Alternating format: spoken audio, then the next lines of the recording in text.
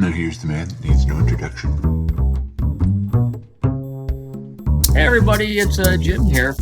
Yeah, that's awesome. Hey everybody, it's Jim here. I've always wanted to do this. Hey everybody, it's Jim here. What's your connection to Parkinson's disease? Hey everybody, it's Jim here. Sorry, that's my foot. I'll do better next time. Hey everybody, welcome back to Spinning Wheels Parkinson's Conversations with Jim here. I'm Jim, here in beautiful Ottawa, Ontario. My good friend Mike, back in Toronto, Ontario, trying to make us look and sound as best we can. Before we get going, just a reminder that the Spinning Wheels Parkinson's Conversation with Jim here podcast is brought to you in part by PDT, the healing power of tea applied to Parkinson's.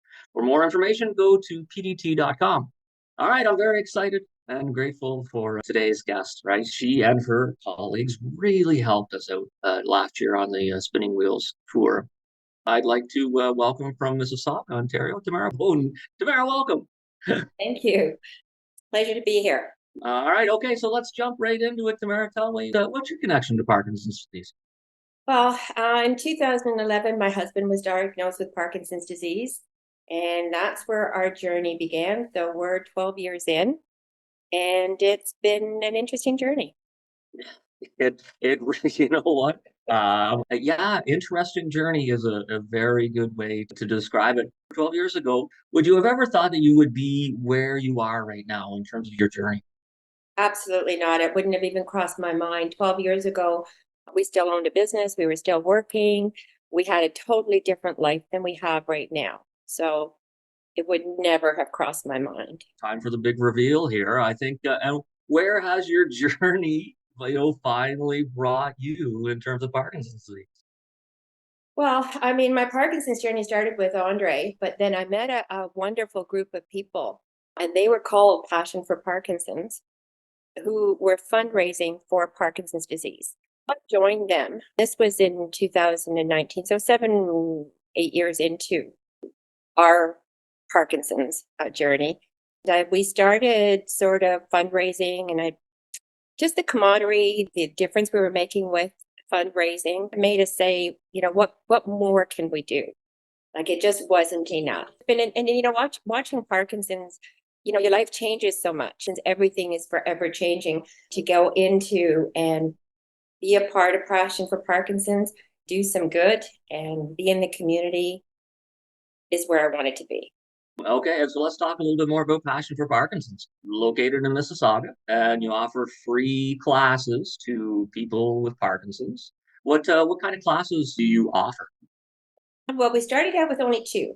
So in May 2021, we started out with a urban pole walking class and a group exercise class for Parkinson's. Within 3 months, we were offering 2 pole walk, 2 group exercise classes.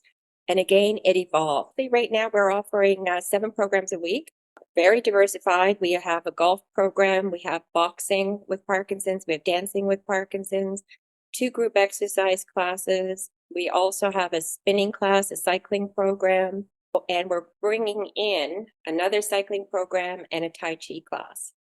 And pickleball. Holy smokes!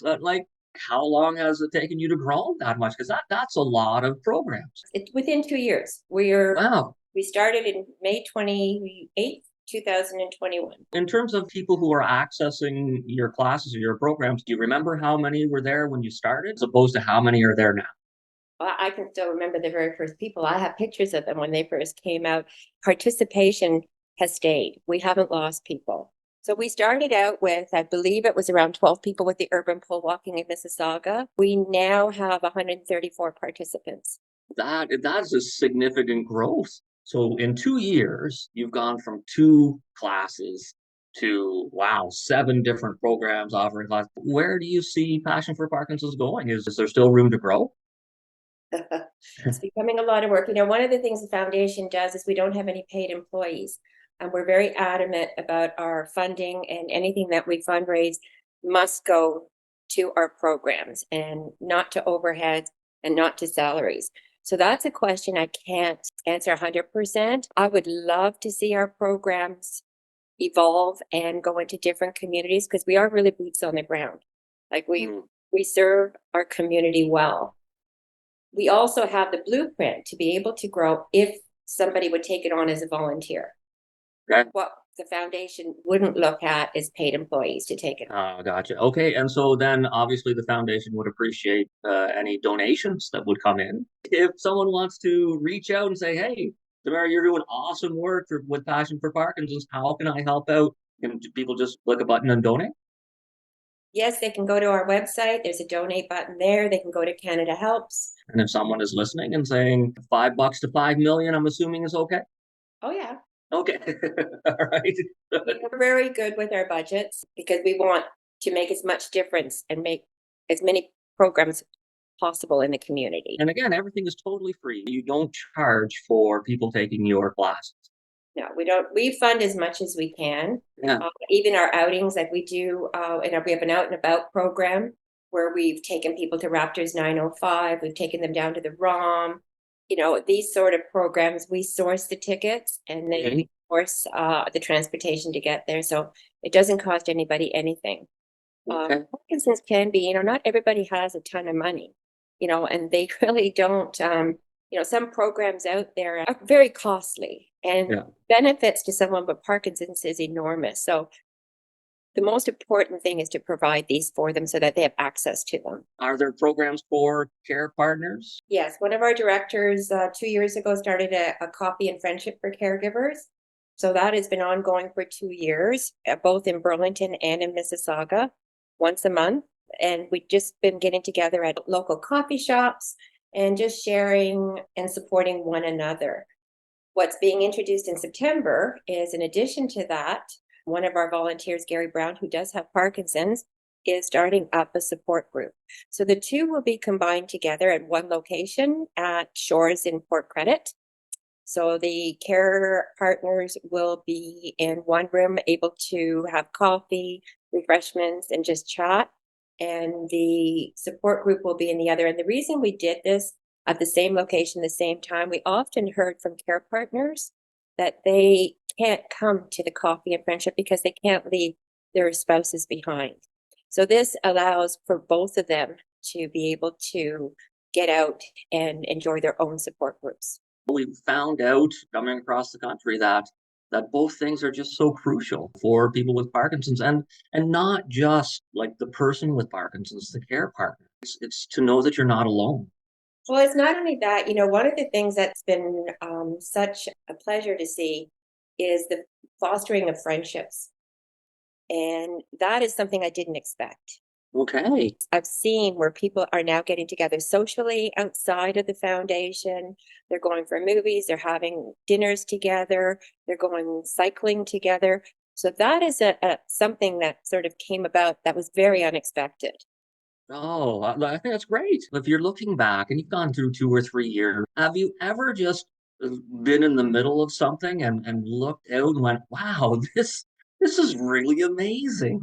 Yeah, and I'll give you one really great example. It was at our spinning class, and I've got our very, very first spinning class. Robert comes in on a walker, and he's had Parkinson's for 30 years, and he has dyskinesia very, very badly. So when he comes on his walker, but this is one of my most satisfying moments of my journey, like this last 2 years. We got Robert up onto the spinning bike because he used to be an avid cyclist. And I'm telling you, I'm going to do it again. We were all in tears. When he got on the bike, he was fine. And he cycled for the entire hour. And Anne says that's the class that he looks forward to the most. Like he has not missed a cycling class. So yeah, that was a highlight of the last year. Absolutely. And I was almost tearing up there too.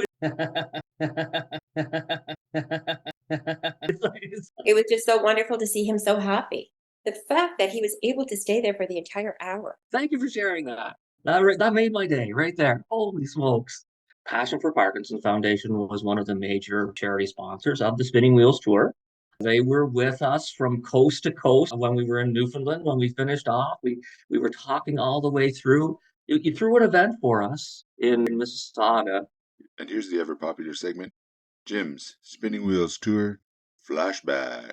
We started off in Hamilton. We had a dozen people or so. We picked up rigid riders and people with Parkinsons along the way. By the time we got to the pavilion in the park, we were like 30, 33 people. There were more waiting for us. Passion put on food and drink for us. It was one of the highlights. It was a great day for us. We were there for 2 or 3 hours. It was just people hanging out and sharing experiences. That's just one of the things I'd like to say thank you for. Jim, I mean, it was a very big honor for Passion for Parkinson's to be part of the Spinning Wheels tour. It was a tremendous honor, and we appreciate everything that you all did for us. Well, thank you. And you're the only Passion for Parkinson's, but there are other places across the country that we met that do things that are similar to you. Do you ever get together with them and talk about your program? We do. Right now, we started with U-Turn Parkinson's in Winnipeg. So we meet about every 4 weeks to discuss programming, what they're doing. So again, just to share, we don't want to reinvent the wheel if they've done something great and we help them out. But the other thing that has come out with that relationship is that we will be working together on the Sit to Stand challenge for next year and on a program that we light up Canada in red, right across coast to coast. So we light up Niagara Falls to the bridges to city halls for April 11th. So we're collaborating together with them. We are looking for other organizations to collaborate with, but I think it's going to be a wonderful program. So the Sit to Stand challenge, for people who don't know, basically doing exactly what it is for people with Parkinson's. Sometimes getting out of a chair is difficult, so it becomes good exercise. So you're sitting in a chair and you stand up, and then you sit back down again, and that counts as one. And across the country, I think the Sit to Stand challenge, we were hoping for 1 million repetitions. It was down at the Toronto City Hall that Tamara brought a bunch of participants who were joined by some of the rigid riders who were down there. I think the Toronto group was well over 100,000 combined Sit to Stands. How important are those kind of events in terms of raising awareness for people in Canada about Parkinson's disease? I think things like that are more important than any fundraiser around. Raising awareness is what we need to do. Get people on board, get people out, and bring awareness to this. And I think over the past year, I don't know if anyone else has noticed a difference, but I have already noticed a difference in doing events like the Sit to Stand challenge, having the PD vendors part of that, bringing awareness in any way, shape, or form. It seems to be working. You've done a good job in bringing awareness. You've done a good job in bringing what people need. The money will come. That's the least of what I look at. When I look at what Spinning Wheels did last year, from coast to coast, community by community, what an amazing feat. And the awareness that brought alone, I think, catapulted Parkinson's. Oh, well, we hope so. Thank you. We at Spinning Wheels Parkinson's Conversations with Jim here regret to inform you that we have gone over the self-imposed episode running time of 15 minutes. Please click on the link to Part B as we pick up the conversation where we left off. Thank you. Hey, everybody, it's Jim here. Wow. I would like to thank Tamara Boaden from Passion for Parkinson's for coming on today's episode of Spinning Wheels Parkinson's Conversation with Jim here. I knew a little bit about Passion for Parkinson's coming into this interview, but I learned so much more. So if you're in the Greater Toronto area, right, Mississauga specifically, passionforparkinsons.org, I believe is the website. Reach out to them and see what they're doing, because I love that they offer free programming for people with Parkinson's.